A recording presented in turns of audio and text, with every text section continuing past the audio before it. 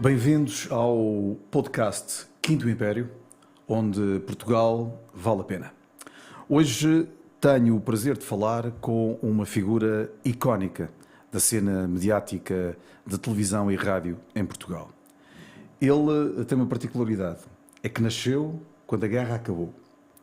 É uma presença carismática, é um homem bom, apreciado por todos aqueles que trabalharam com ele, tem um estilo único de apresentação, é verdadeiramente um homem único.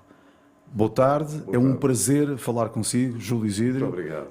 Para lhe ser sincero, nunca pensei estar aqui cara a cara consigo. Esqueci-me de mencionar que é um homem da Ordem de Bandarra, portanto, nem toda a gente foi agraciado com a Ordem de Bandarra da Grande Loja Soberana de Portugal, o que quer dizer que, independentemente da sua qualidade profissional, é um português que se interessa pelo Portugal, pela essência de Portugal, o que para nós nos interessa bastante. E é um homem que, verdadeiramente, como Portugal, deu mundos ao mundo, ou seja, o Júlio Isidro é o responsável é responsável por alguns dos maiores nomes da cena do espetáculo em Portugal, ou seja, sem a sua presença, sem a sua inspiração, sem a sua ajuda, se calhar eles não teriam existido. Sendo um homem da RTP Memória, como é que vê o futuro? Eu vejo o futuro exatamente porque tenho memória.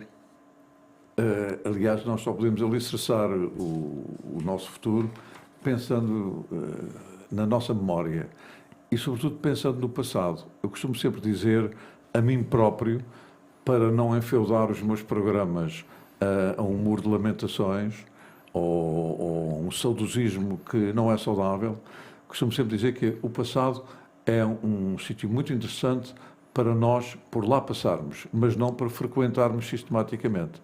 Portanto, quer dizer, aquilo que eu faço é realmente avivar as memórias a alguns, de outra maneira, se tiverem paciência para isso, despertar memórias para outros que nem sequer fazem ideia. Aliás, eu penso que uma das formas de nós nos mantermos vivos e frescos é termos curiosidade. Tenho imensa pena das pessoas que não têm curiosidade. Pena mesmo. Quer dizer, o desinteresse é uma coisa que me incomoda. Quer dizer, mesmo de algo que eu não domine, quero pelo menos saber qualquer coisa. Há bocadinho, antes disto começar, falávamos implicitamente da inteligência artificial. Agora mesmo um engenheiro que era da televisão escreveu um livro sobre a inteligência artificial e pediu-me para eu escrever um prefácio. Vai ser interessante porque eu tenho as maiores... Eu disse-lhe logo, olha, eu vou pôr ali as maiores dúvidas, as maiores preocupações, até se calhar alguma postura de pânico antecipado sobre aquilo que se pode fazer de mal com a inteligência artificial. Mas é apenas um parênteses. Portanto, eu trabalho na RTP Memória a pensar no futuro.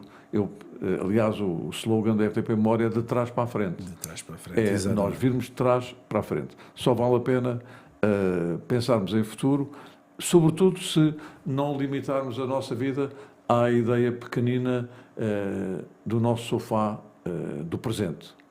Eu agora estou bem, mas ninguém tem a obrigação de se imaginar bem, ou tem o direito até de se imaginar bem, se tiver pelo menos uma visão de 180 graus. Já não é preciso 360, 180, para olhar à roda. Quer dizer, se me perguntar, é feliz? É evidente que eu não posso ser feliz.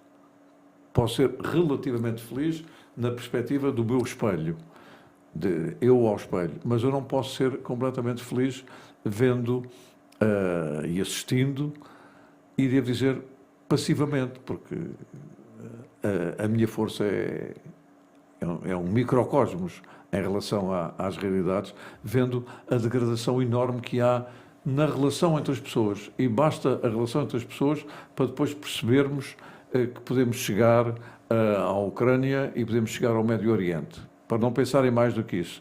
Mas, realmente, às vezes basta o vizinho do lado para nós percebermos que temos que começar a ter uma relação diferente uns com os outros. Júlio abordou aí dois temas que são interessantíssimos e, se permite, vou pegar neles, que é uma boa deixa. A primeira está relacionada com a felicidade. O que é a felicidade? para si? Olha, a felicidade é mesmo um estado temporário que eu tenho várias vezes durante o dia. Mas não é sempre. Não é sempre. Não é aquilo que nós vemos nos filmes. Não. Quer dizer, temos dois tipos de filmes. Quer dizer, o filme com o happy end, esse então é sempre, e com um beijinho a fechar, tudo bem. Exatamente. Mas isso é aquilo a que eu posso chamar a felicidade anestésica. Pronto, é para anestesiar, não é? É uma felicidade eufemística. Não é? E depois há uma felicidade que pode ser alicerçada em momentos das nossas vidas. E eu, quer do ponto de vista profissional, quer do ponto de vista pessoal, até às vezes manifesto-me em casa assim, eu hoje estou feliz por isto assim, assim. E às vezes é um pequenino clique do dia-a-dia que me faz respirar de outra maneira. Mas ou seja, depois nós põe os pés em terra, não é? Nem sempre felizes, nem sempre tristes. Não. Há um estudo, Júlio, há um estudo feito, aliás, acho que é o estudo mais compreensivo que alguma vez foi feito sobre a felicidade, foi feito pela Universidade de Harvard e durou cerca de 100 anos. Ou seja, eles durante quase 100 anos, aliás, eles entrevistaram todo o tipo de pessoas, de todas as camadas sociais, de todos os locais dos Estados Unidos, de todas as religiões, todas as raças, etc. Chegaram inclusivamente a entrevistar alguém que foi Presidente da República. E as 4 gerações de investigadores, isto foi apresentado na TEDx há pouco tempo, chegaram a uma conclusão. É que a felicidade não tem a ver com o estatuto social, ou não tem a ver com a profissão, tem a ver com a qualidade dos relacionamentos que nós vamos tendo na vida, não é? Porque nós, quando morrermos, e vamos morrer todos, ninguém cá fica, não é o advogado, o contabilista que vai estar connosco, são os nossos amigos, não é? As pessoas que nós conhecemos, não é? E como o Júlio disse, é um estado de alma também, é as coisas... É sobretudo um estado de alma e como eu lhe digo, são pequeninos cliques que em mim despertam a sensação de bem-estar. Eu, em vez de falar de felicidade, falaria de bem-estar. Isso sim, tenho muitas vezes. Sei lá, fui visitar a minha filha a Barcelona, onde ela está a tirar um curso de cinema. E andámos a passear de novo, a família toda junta. Houve uma altura que nos sentámos a comer umas tapas e eu disse, assim, de repente, pá, eu agora estou tão feliz. E elas perceberam porque era, porque estávamos todos juntos. Bastava isso. Estávamos a falar de coisas banais ou não. Mas, por exemplo, olha, já falando da mesma viagem, fui visitar a Casa Milá e comecei a apreciar o que estaria dentro da cabeça do António Gaudí quando desenhou tudo aquilo e quando pensou aquilo com 100 anos de antecedência. Tão à frente do seu tempo. E disse, este homem agora está-me a deixar felicidade tantos anos depois. E realmente é verdade. É realmente verdade. Quer dizer, a obra de arte também pode ser um momento de felicidade. A obra de arte, como o amor, por exemplo, é algo que transcende o tempo e o espaço, não é? Sim, obviamente. Nós não podemos estar a pensar que a felicidade só se pode encontrar numa coisa que esteja no nosso hoje. Eu não vejo felicidade num bom jantar, no que se refere ao menu. Sim. Mas vejo felicidade num ótimo jantar, se calhar com 2 sandes e um amigo. Muito bem, muito bem. Muito bem. Júlio, um homem da comunicação que está atento ao que de mais importante se passa no mundo inteiro, isto pegando aqui na questão da inteligência artificial, eu gostava de saber a sua opinião sobre o seguinte. Há pouco mostrou, como a maior parte de nós, mostra alguma preocupação relativamente ao uso que pode ser dado à inteligência artificial. Mas a inteligência artificial, no meu entender, é uma energia. É como a energia. Há energia má ou energia boa. A energia não é má nem boa, é energia. Depende do uso que nós damos dela. E tem o dinheiro. O dinheiro é mau ou é bom? Depende do uso que nós damos ao dinheiro. Se servir para corrompermos alguém é mau, se servir para ajudar alguém é bom. É como uma faca, se me permite, nas mãos de um assassino é má, nas mãos de um chefe de cozinha pode fazer maravilhas, não é? A inteligência artificial, e há pouco estávamos a falar sobre isso em off, quando começámos, pode servir para todos estes usos. Ou seja, hoje em dia é impressionante, porque pode recriar a sua voz, os seus gestos, a sincronicidade dos seus lábios, pode fazer uma obra de arte, Porque depende da informação que nós damos, pode fazer um quadro, criar um poema, mas, e isto foi muito interessante, mas não é disruptiva. Ou seja, eu posso... é uma espécie de uma bimbi, mas se quisermos um jantar como deve de ser, tem que ser alguém a fazê-lo, não é? Como é que isto se passa na comunicação? Qual é o perigo e as vantagens que pode trazer para a comunicação? Olha, tal como a maior parte da tecnologia que vem surgindo, se for utilizado como um instrumento de consulta, um instrumento de melhoria do resultado final do nosso trabalho, tudo isso. Mas, para mim, a inteligência artificial sempre domesticada pela minha inteligência. Quer dizer, o fator humano é fundamental. Então. No dia em que eu me aperceber, e é esse o meu medo, me aperceber que já fui ultrapassado, eu, ser humano, não é o Júlio Luís Hidro, que já fui ultrapassado, porque a inteligência artificial fará tudo o que quiser de mim, para mim ou contra mim, nessa altura eu ficarei verdadeiramente em pânico, como há bocadinho disse. Porque realmente, nesta altura, eu já folhei o livro, ainda não o li por completo, porque estou a magicar como é que é de fazer um prefácio que não destrua o próprio livro, porque é quase contra, mas... Ainda se fosse um pós-fácil, mas agora um prefácio convém que... Agora, o que é que acontece? O que eu, por exemplo, me apercebi é que hoje em dia há pessoas que, desde que tenham muito dinheiro, que podem preservar todo o seu conhecimento no seu cérebro pós-mortem. Quer dizer, isto é uma coisa que a única memória que eu tenho disso é que pegaram no cérebro do Einstein para saber, olhando para o cérebro e examinando o cérebro, onde é que estavam ali as referências de um gênio. E descobriram que o cérebro era exatamente igual ao das outras pessoas, não é? Agora, quando eu imagino que se pode fazer vida artificial para além da morte das pessoas, isso aí eu acho muito complicado. Mas devo dizer que neste momento já há estações de televisão nos Estados Unidos onde os apresentadores já não estão. Já são apresentadores produzidos por inteligência artificial. Não fazia essa, não? Pois, eu penso que a mão de obra, esta coisa extraordinária que é a natureza, que nos fez todos diferentes uns dos outros, que nos fez evoluir, que nos deixou um legado de maldade, de bondade, de criatividade, de vontade de progredir. É como a medicina e a ciência.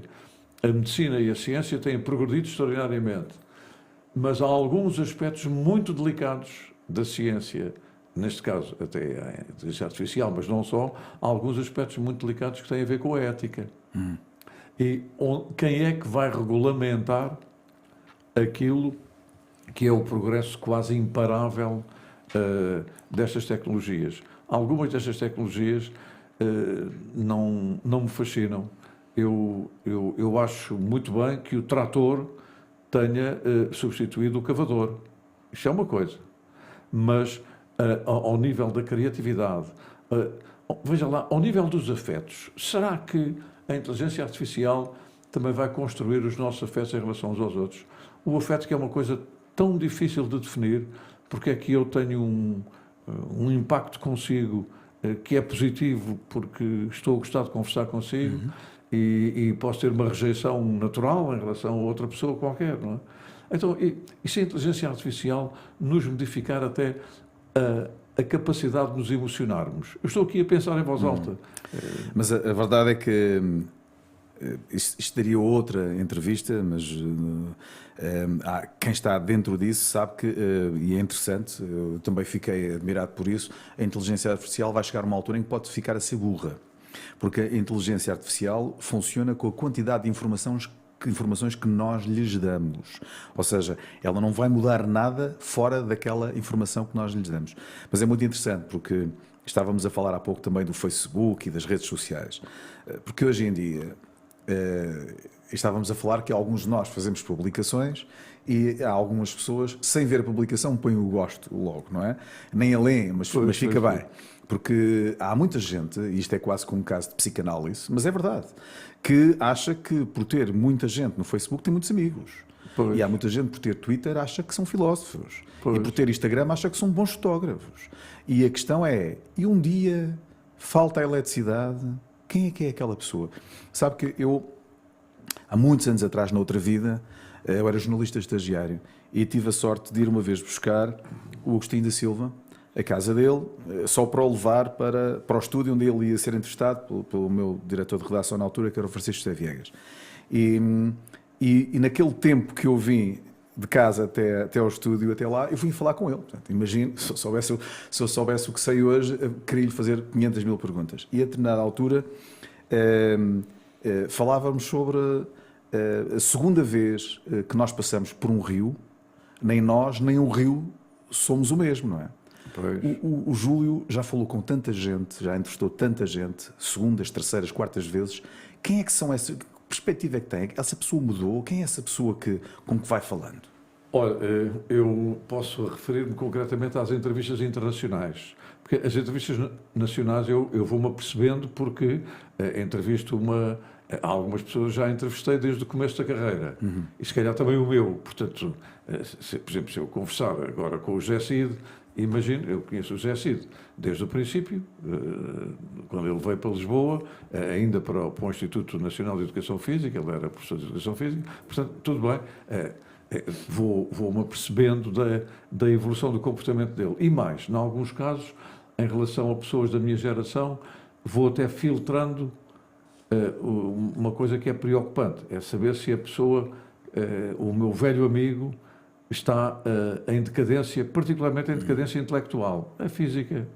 Mas como é que filtra isso? É na preparação da entrevista? Não, quer dizer, há tiques, há pequeninas informações que eu me apercebo que ele já não pensa como pensava. Rápido, fulgurante, brilhante, bem-humorado, etc. Sabendo de antemão como era a forma como ele reagia. Não tem a ver com a memória dos nomes, porque isso é a primeira coisa que nós nos começamos a esquecer. Como é que ele se chamava? Isso é o menos. Exato. Conversa de amigos, como é que ele se chamava? Como é que ou damos uns dados para lá chegar. Tantas vezes. Eu faço o meu exercício de memória em relação a isso. Não me lembro do nome da pessoa, mas depois... Mas ele fez isto assim, até lá chegar. Às vezes isso mas é natural porque a nossa degradação é global e esta máquina que nós aqui temos degrada-se como outra qualquer. Mas onde tenho sentido mais isso, e não é numa questão temporal, é na circunstância de estar à frente de grandes estrelas do cinema, por exemplo, e dizem assim, tem 12 minutos para falar com essa pessoa. E eu olhar para ela e dizer assim, agora o que é que eu vou tirar dele? De que maneira é que nós vamos criar algum intimismo, alguma empatia numa coisa que tem 12 minutos? Numa conversa que tem 12 minutos. E se calhar tentar fazer alguma pergunta daquelas milhares que já lhe fizeram, não é? Pois, o que é o que não convém. Exatamente. O que é o que não convém. E, portanto, quer dizer... É eu conversar com o Dustin Hoffman e ele dizer-me, ele é muito mais pequeno do que eu e tem um nariz muito grande também, maior do que o meu, e começa a conversa e diz, olha, de onde é que você vem, Júlio? Eu venho de Portugal. Olha, eu ontem dei uma entrevista a um brasileiro de manhã e à tarde dei uma entrevista a um sueco. Como é que vai ser a nossa entrevista? E eu respondi logo, se calhar nem tão quente nem tão fria. E começámos a rir. Exatamente. Pronto, tinha começado uma empatia. Exatamente. Ou seja, há uma química antes da física, digamos, não é? Tem que ser. Quer dizer, o Schwarzenegger olhar para mim e você está em grande forma. Assim, Schwarzenegger, então estou a olhar para si. Vocês que eu estou em grande forma, já viu como eu sou. Pronto, há algumas conversas que começam assim, não é? E há outras que começam para o torto, até... João, diga uma coisa. Isso é quase um ato de psicanálise. Claro que sim, era isso que eu... São 12 ou 15 minutos em que eu tenho que tirar... Por exemplo, eu tinha uma paixão assolapada pela Sigourney Weaver, a atriz que fez o Alien, por exemplo. Sim, não é? Exatamente. E fui entrevistá-la a Paris. E dizia, como é que é possível vou entrevistar alguém que eu gosto muito? Porque assim, nós gostamos dos atores, das atrizes. Como foi? Mas ela, como mulher, achava fascinante. Sim. E sentei-me à frente dela assim, sabe uma coisa, eu gosto muito de si e estou nervoso por estar a entrevistá-la. E ela respondeu assim, mas eu também fiquei nervosa. Assim, então pronto, estão os dois nervosos a conversar. Portanto, quer dizer, há assim determinadas coisas que nem tem que ser uma regra. Não tem que ser uma regra. Mas não há nada como começar uma conversa com alguém que não se conhece, com alguma coisa que crie. E isso é que eu acho que é um grande ato de inteligência, e espero que a inteligência artificial não seja capaz de fazer, que é o humor. Exatamente. O humor é uma coisa tão transgressiva, tão difícil de analisar. O que o faz rir a si pode fazer outra pessoa ficar irritada ou passiva. Não sei. O humor é, para mim, uma forma superior de inteligência. E acontece-me muitas vezes. Eu tenho algum senso de humor, ou até bastante, e digo uma piadinha e ela não tem feedback. Não vem para cá com um bumerangue assim. Por aqui já não vou. Exatamente. Tenho que entrar por outro caminho. O Almada Negreiros dizia que a alegria é das coisas mais sérias da vida. Não é? Exatamente. Deixa-me perguntar-lhe, para si são mais importantes as perguntas ou as respostas? Para mim é mais importante aquilo que se adivinha na pergunta e aquilo que se adivinha na resposta. Sim, É que às vezes basta o silêncio, quer dizer, estar a conversar com alguém, não é? E eu não levo perguntas, para as minhas entrevistas. Não levo perguntas. O que eu levo são propostas. E, portanto, quer dizer, eu não tenho a pergunta número 35, que é a que vem a seguir à 34. Não. Quer dizer, o diálogo entre as pessoas não pode, nem deve ser feito de perguntas e respostas. Deve ser feito da comunhão, de troca de ideias, que é muito mais interessante. Há pouco falámos sobre Agostinho da Silva. O Agostinho da Silva, aliás, dizia qualquer coisa que tem a ver mais com a minha idade, com a sua, porque é mais novo. Ele dizia que já não corro como corria, já não salto como saltava, mas penso melhor do que pensava. Portanto, a idade também serve para alguma coisa. Às vezes, e já deve ter visto isso várias vezes, o que interessa é a vida que nós temos nos anos, não são os anos de vida, não é? Porque há gente que diz que tem 20 anos de experiência e apenas tem um ano de experiência multiplicado por 20. Pois, digamos, olha, isso foi uma resposta algo arrogante que eu uma vez dei a um superior meu na rádio, porque eu fiz uma coisa, fiz um trabalho e ele vai arrasar aquilo por outras razões, por uma razão geracional. O miúdo não pode estar a fazer coisas bem feitas, porque ainda é só um miúdo. E ele disse, mas olha, eu argumentei e ele diz-me, mas é que eu tenho 40 anos disto. Eu disse, não. O meu amigo tem um ano multiplicado 40 vezes. Não fiquei nada bem visto, como deve calcular. Foi já há muitos anos. Estamos a falar de Agostinho da Silva. Ele costumava perguntar, eu vou-lhe perguntar a si também. Deixe-me tentar-lhe explicar. Ele fez uma pergunta a determinada pessoa que lhe dizia o que é que tu fazes? Ele dizia, eu sou engenheiro. Ele disse, não, eu não pergunto, ou melhor, quem tu és? Ele dizia, eu sou engenheiro, não pergunto o que é que tu fazes, pergunto quem é que tu és. Ou seja, todos nós conhecemos o Júlio Isidro, apresentador de rádio e televisão. Quem é o Júlio Isidro? Pois, o Júlio Isidro não é nem apresentador, nem locutor, nem produtor, nem realizador. O Júlio Isidro tem que se despir disso quando quer estar numa saudável solidão. E aí, nessa altura, o Júlio Isidro, como dizia o poeta Zé Gomes Ferreira, recuso-me a ter mais de 20 anos, nessa altura eu acho que quando estou sozinho, e é sozinho, é mesmo sozinho, não dá estar com outra pessoa, porque um dos dramas da minha profissão é a personagem confundir-se com o próprio, como aliás acabou de dizer, não é? Quer dizer, é como o Agostinho da Silva também perguntaram que idade tem, quantos anos tem? Pronto, quantos anos tem? Ele disse, não sei. Quantos anos tem? Não sei. Quer dizer, os que tive, tudo bem. Agora, os que tenho, é para a frente. Pois, Portanto, não faço a mínima ideia. E eu Muito bem. portanto, só quando estou sozinho é que dou por mim a pensar o que é que eu ando aqui a fazer, não é? E quem é que eu sou, efetivamente. Eu acho, posso dizê-lo com naturalidade, sou uma pessoa muito frágil, extremamente sensível à agressividade. E às vezes a agressividade para outras pessoas que não é, mas para mim é. Sou alguém que se questiona muito sobre já vivi estes anos, e estes anos que eu vivi, que são os tais anos que já estão feitos, não é? Terão sido um engano. Se eu não tivesse sido o que sou, o que é que teria sido? Isso às vezes, eu lembro-me estava no sétimo ano, assim, numa aula de filosofia, e o meu professor Ardisson Pereira, que era um pensador extraordinário,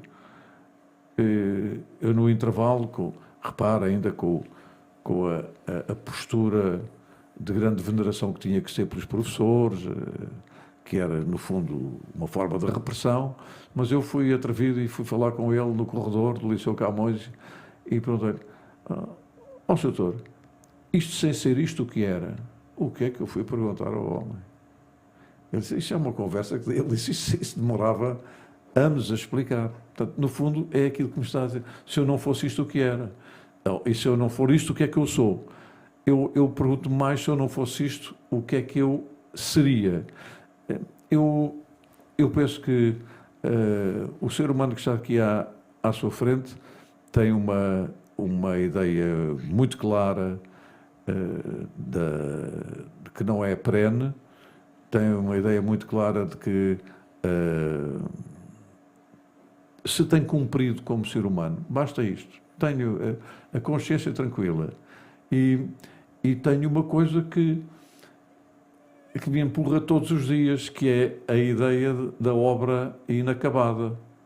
E portanto, eu acho que sou sempre uma obra inacabada. Portanto, ainda há sempre mais coisas para fazer, que não farei, porque já que citei o José Gomes Ferreira uma vez, cito duas vezes, ele dizia, viver sempre também cansa. Nós estamos no final deste Quinto Império de hoje. A única coisa que lhe posso dizer relativamente a isso que referiu é que, e falo por mim, é que valeu a pena, porque deve com certeza ter a noção da quantidade de gente que inspirou. Eu não estou a falar só da parte artística, das pessoas que o veem. Sim. E que o consideram como se fosse membro da família lá em casa. E, portanto, só isso é algo que tem... repara, quando nós pensamos em alguém, essa pessoa não está morta. Quando nós pensamos num Fernando Pessoa, em alguém da nossa família, essa pessoa não está morta porque nós estamos a falar dela. Pois. E isso está ao alcance, o estar para lá do tempo e do espaço, está ao alcance daquelas pessoas que nós gostamos. Pois. Que é o que espero daqui a muitos anos vai acontecer consigo. Portanto, é sério. Nós estamos a terminar, gostava de lhe colocar uma última questão, que é, tendo em conta o seu conhecimento intrínseco do melhor que Portugal tem, do melhor que Portugal teve, como é que vê o Portugal do futuro? Como é que idealiza? Não é uma pergunta política, nem nada. Como é que gostava... Vamos ser assim. Como é que gostava de ver o Portugal no futuro? Bem, ainda bem que até emendou a expressão. Certo. Porque é o que é que eu desejava. O que é que deseja? Uma coisa é desejar, outra coisa é perspectivar. Eu acho que o meu desejo e a perspectiva não são iguais. Não são iguais. Mas... lá está, partindo sempre do passado para o presente, o que eu considero é que nesta altura, e tenho o maior orgulho em ter nascido aqui, e não me sinto nada inferiorizado em todas as coisas que tenho feito na vida em termos internacionais perante aquilo que são os estrangeiros. O estrangeiro não é um estatuto, é alguém que não é de cá, é só isso. Em relação a isso, o que eu penso é que estamos a viver um tempo de uma enormíssima falta de capacidade de relacionamento. Porque isto nota-se todos os dias. E depois porque os chamados valores da liberdade estão uma enorme confusão. As pessoas estão a confundir os valores da liberdade com a capacidade de em liberdade, terem direito até a coartar a liberdade do parceiro. Eu acho que isso tem sido aquilo que Mas mais se nota. antes de termos direitos, temos deveres. Não é? Pois, quer dizer, é porque não é preciso falar de política, mas pode-se falar de ideologias, e realmente o Churchill dizia com razão que a democracia tem todos os defeitos, mas mesmo assim é a única possível. Porque o que eu considero neste momento é que a democracia devia ser o regime com mais legislação e com mais obrigatoriedades e com mais deveres. Porque desde que ela fosse emanada pelas próprias pessoas, não é nada que nos esteja a reprimir. Portanto, quer dizer, as regras serem impostas pelos próprios, Claro, pela sociedade no seu certeza. todo, eu penso que essas regras iriam coartar os nossos comportamentos. Quer dizer, não há nenhuma razão para que o limite de velocidade num determinado sítio seja esse, se não tivesse sido decidido por nós todos, por todos aqueles que pensam que realmente é assim que nós temos que nos comportar. É assim que nós temos que dialogarmos com as outras pessoas. É assim que nós temos que saber receber. É assim que nós temos que respeitar o espaço do outro. O espaço do outro é fundamental. E o espaço não é apenas o espaço geográfico, mas sabe perfeitamente que em Portugal, por uma disputa de um pedacinho de terreno ou de terra, há pessoas que se matam umas às outras. Portanto, quer dizer, o que eu penso é que aquilo que eu desejava para o meu futuro, que é fundamentalmente, pelo menos durante algum tempo, ser espectador das minhas filhas, eventualmente dos meus netos, é que realmente eles tenham a noção de que o mundo não é deles, o mundo é de todos. E, sobretudo, a natureza tem que ser amplamente respeitada. Porque nós não podemos criar novos filhos para a terra.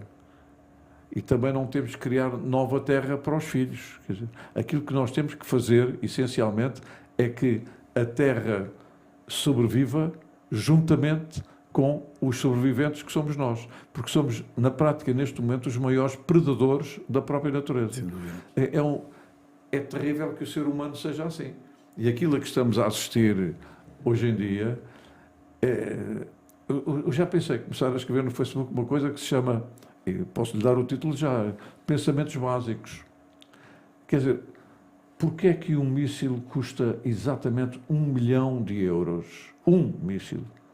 E nós vemos aquelas armas que têm vários e que saem uns a seguir aos outros, portanto, saem 8 milhões de euros. E no raciocínio básico, que eu sou um básico a pensar, o que é que se faria de bem com 8 milhões de euros? Certo? E, portanto, quer dizer, era isso que eu desejava. Mas o facto é que, para que alguns estejam muito bem, é necessário também que se vendam mísseis a 1 milhão de euros. Para que alguns estejam muito bem. Eu gostava muito era que todos estivessem muito bem. Júlio, mas são raciocínios básicos. Foi um prazer enorme, acredito, é mesmo um prazer enorme, vê-lo, ouvi-lo e receber esta luz que tem, que eu penso que nos pode ajudar a todos nós, a todos aqueles que estão a ouvir.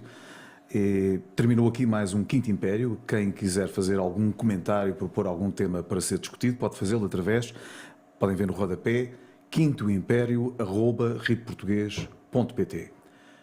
É hora. Obrigado mais uma vez. Muito obrigado.